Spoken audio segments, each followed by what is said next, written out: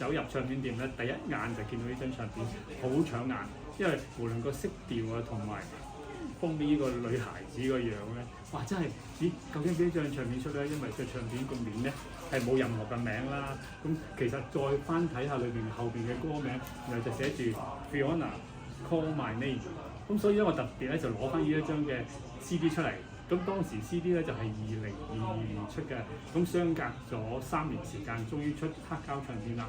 亦都好有心咧，就將個封面重新改過，因為 Fiona 咧佢就係法國人，即係喺法國居住啦。咁同埋佢製作咧成張唱片都喺法國嘅，所以佢成張唱片有好濃厚嘅歐陸嗰種色調感覺。我覺得封面做得好好，但係唯一只係欠嘅咧就係少咗個碟名，細細個喺度咧，我諗就大家都會知道出處喺邊度，同埋呢位歌手係邊一位㗎啦。其實 Fiona 好值得推介㗎，咁係一位華人歌手啦，咁喺法國居住啦，而且佢咧整張唱片咧就係真正由一位法國好出名嘅作曲人去製作嘅，佢個名就叫 Albin Sardou。咁 Albin Sardou 咧就幫佢做咗全日碟嘅作曲啦、編曲啦、監製同埋 arrange 嘅。而且裏面有好多隻歌咧，個風格嘗試得係非常之廣泛。咁包括咧有一首咧就 Never Ending Love 咧就抒情作品啦，亦都感覺到 Fiona 唱歌嗰種嘅感情嘅味道。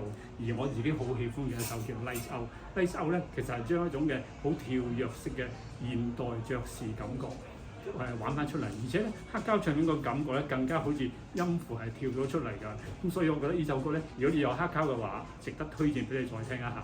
而另外有一首叫 Heart Size Life 咧，亦都係好有嗰種嘅味道，同埋咧比較慢少少，但佢把聲真係好出。咁我覺得 CD 同埋黑膠去比拼嘅話，兩者都好好。但係如果我要選擇，當然咁靚個封面，當然係 Fiona 呢隻嘅 Call My Name。